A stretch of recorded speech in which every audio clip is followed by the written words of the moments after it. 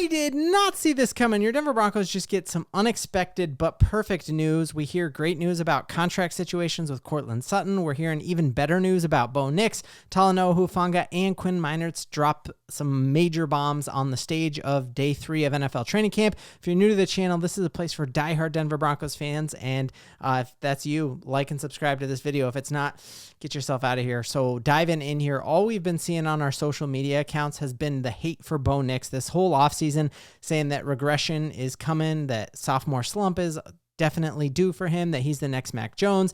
No one actually thinks he's good. He's only good because he's in the Sean Payton system. And obviously the Bomani Jones hate has just been ramped up to a level 11. He was on a show with me and Kimes, and he's like, I'm not a Bo Nix guy, and I never will be because I watched him in college, which is just like the most blindfold on take you could possibly have. And Sean Payton called it out and said, the people who are saying that Bo Nix is only perfect because he's in my system are just trying to justify their bad takes that they had during the draft. And we are seeing that on full display, as guess who is saying Bo Nix is good? His actual peers. So the NFL is dropping their top 100 list, and that is voted on by actual players in the league. And they're voting on who they think are the best players in the league. And guess who, as a rookie, who balled out of control without a tight end, without a running game, with a bunch of first-year wide receivers, guess who pops in at number 24? This is amazing. Love this take here by Jordan Lopez, is saying like, hey, well, Bomani Jones and all these guys in their parents' basement are freaking out and saying Bo Nix isn't good. The actual players who know have voted him as one of the best players in all of football. Troy Rank doubles down on that and comes out and says, hey, Bo Nix isn't just a good player in Sean Payton's system. He is a good player in any system, and his development has been microwaved by Sean Payton. And I think that is the perfect way to say that. So incredible to me that Bo Nix came in at number 64. That's super high on that list. Like, I was hoping like he might just crack into the top 100, but this is the full-throated evidence that you need that the rest of the NFL actually thinks Bo Nix is good. If you watch this video, which I can't show on here because of YouTube copyright laws, it'll ban my channel, but essentially you're seeing a ton of people who are playing in the NFL talk about why they voted up Bo Nix, and it's a perfect video. I watched it 3 times with my son, and we were hooting and hollering, and I'm loving the fact that we have Bo Nix on this rookie deal, and he's coming in as the 64th best player in football, over Jordan Love, over Sam Darnold, over Dak Prescott, over Tua Tagovailoa. And you take a look here, Dak Prescott makes $60 million a year. We got Bo Nix on a rookie contract. Jordan Love, $55 million a year. Tua, $53 million a year. And we have Bo Nix for the next 4 years on his rookie contract. This is phenomenal news and unexpected, because I think I've just been so into that Twitter algorithm that I'm just getting all the Bo Nix hate. And I love the fact that people who actually know that Bo Nix is good, and that's phenomenal. The other unexpected news, along those lines, and another thing that we hear talked about with Bo Nix not being good all the time is that he's a check down merchant, that most of his throws were behind the line of scrimmage.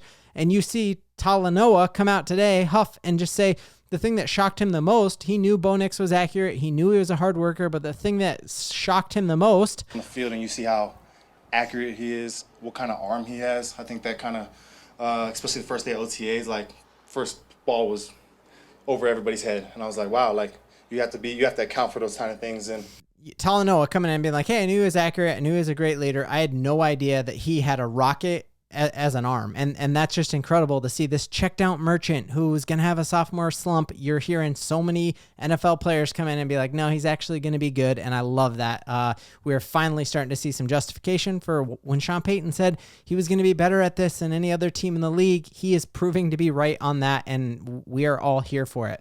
Look, I know I'm not built like Dre Greenlaw, okay? I'm not 6'5" with a laser rocket arm, but I do take my health and fitness extremely seriously. My first year of teaching, I lost about 100 pounds through diet and exercise, and I've kept it off. And one of the ways that I do that is really monitoring my protein intake. I work out pretty hard, and then I need to get a ton of protein each and every day. But most of the protein powders out there are full of a ton of additives and a ton of ingredients you can't even pronounce. Transparent Labs makes this whey protein, which tastes absolutely amazing. 28 grams of protein. This protein stands out to me because it's just clean. There's just a few simple ingredients, and you can pronounce and actually know what each and every single one of them are. And every scoop has 28 grams of grass-fed protein. It's also an isolate, so it doesn't like mess up my stomach like other protein powders have. You want it to actually taste good, and this hits the mark. It doesn't taste chemically. It tastes like actual dark chocolate. So whether I'm throwing it in my blender with some spinach and some fruit, or I'm just drinking it straight out of the shaker cup, I love it to the very last drop. So you're going to want to check out Transparent Lab grass-fed whey isolate protein. They have a special starter kit going on right now. You get a shaker bottle like this, and if you use the link in my description or this QR code up here, you are going to get 10% off of your offer, which is a steal. So tap that link, scan that QR code, but you're not going to regret it. Transparent Labs, check it out. Now back to the Broncos.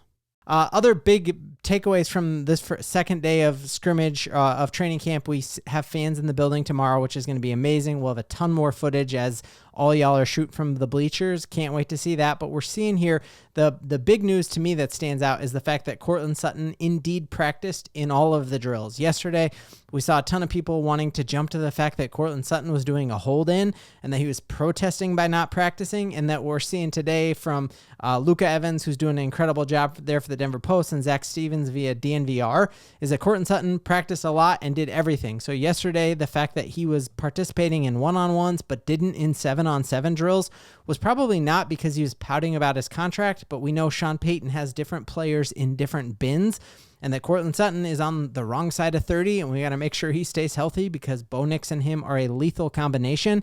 And so he maybe didn't practice yesterday because he's just in that bin where Sean Payton's like, hey, let's ramp up your stuff slower so you don't end up getting carted off the field today like Justin Fields did. So I think this is phenomenal to see that this team is bought in, and Courtland Sutton has been on a bunch of losing teams. He does not want to get in the way of what the Denver Broncos are building, and even though he's not in the place he wants to be contractually, I think this is a sign of good faith that he was participating. That is phenomenal. Also, loving these takes here. The big takeaways from the day from Ryan Edwards, that all of the study this year, the 4 or 5 days that Bo Nix spent learning from Drew Brees, which is amazing, is coming to fruition already in the fact that he sees a night and day difference in how fast Bo Nix is getting the ball out of his hands. He already got the ball out of his hands infinitely faster than Russell Wilson did last year as a rookie. And so the fact that people at watching training camp today are saying, dude, that ball is coming out. He hits his back foot and that ball is out of his hands. I think that is phenomenal. It's working with Tom House. It's learning from Drew Brees. All of those kind of things are going to start accumulating and compounding. It is going to be a phenomenal, phenomenal year.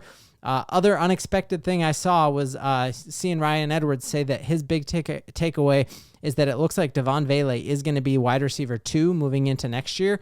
And I think a lot of us had wondered, is that Troy Franklin is wide receiver 2? Is that maybe even Pat Bryant? Is that Marvin Mims? So looking like Devon Vele being wide receiver 2. Awesome news that he is healthy. We know he was dinged up at the end of OTAs just a couple of weeks ago. Good to see that he is back, and it's looking like he's wide receiver 2.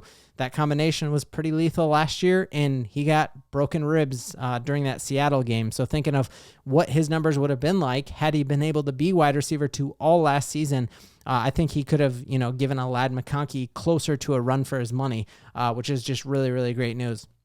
Also looking like defense always is going to have the edge in these first couple days of training camp because what they're running back there is a lot less complex, but you're still not hearing a ton of news about Bo Nix throwing picks. Like all I'm seeing on Twitter are all the, Aaron Rodgers' first pass today in his scrimmage was an intercepted pass here that he throws, his first pass of OTAs.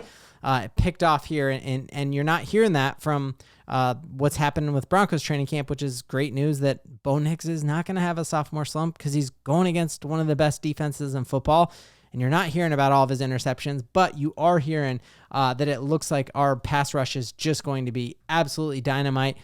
You're seeing big things out of Drew Sanders, that he's healthy and looking phenomenal, and that our edge rusher, we have a platoon of outside edge rushers again. We know Nick Bonito is up for more money. He's got stuff to prove. We know Jonathan Cooper had over 10 sacks last season. And now Jonah Ellis healthy going into year 2. Dondre Tillman going into year 2 as well. I think our edge rushing room is going to make our secondary's job just so easy. Other great news that we're getting here is just hearing Quinn Meinerz and Talanoa Hufanga take the stage. And just like the sense of grown-ups are in the room is on full display. Like they talked a ton about how there's so much leadership inside of this locker room. Talanoa Hufanga in particular talked about how Brandon Jones has contributed so much and is a vet leading a vet. And that is the difference between a good team and a great team that has sustained excellence. And here in Quinn Meinerz, he made the all-pro team last year, meaning that his peers and the Associated Press thought he was one of the best guards in football. And he was asked, like, hey, how does that feel? And he's not resting on his laurels. He was saying, my goal now is, yes, I was voted as one of the best. I want that gap between me and everybody else to be even bigger. And there's a lot I can do to improve it, particularly in the run game. So that's the type of attitude you want. It's like continuous improvement for one of the best in the business. And that is phenomenal. And just hearing that he is going to blow out that gap between first best guard in football and the rest, that's something I'm here for sure. And then hearing him gush up and glow about just this defensive line that he gets to go against. And he was saying one of the reasons that he is good and is going to be good from now on is that his toughest job as an offensive lineman is going to be happening over these next couple weeks. He's going to be extremely relieved when he gets to go up against Tennessee Titans defensive line week 1 and Indianapolis Colts defensive line week 2, because all during training camp, you're going against one of the best in the business in Zach Allen. And there's this type of relationship there where they're both iron sharpening iron and breaking each other's play down. That he talked about in that interview how after a play, they'll ask each other, well, why did you block it like this? And he'll ask, well, why did you rush like this? And so they are learning and improving and getting better. And the vibes are just absolutely immaculate. I have not been this excited to be a Denver Broncos fan since I was tracking the tail lights on, or the tail numbers on Peyton Manning's jet, and he came to the Broncos. So we're talking a decade plus. This is the greatest time to be in on the ground floor of the Denver Broncos because they're making a deep run in the playoffs, and that's something we can all believe in. Whoo, no doubt.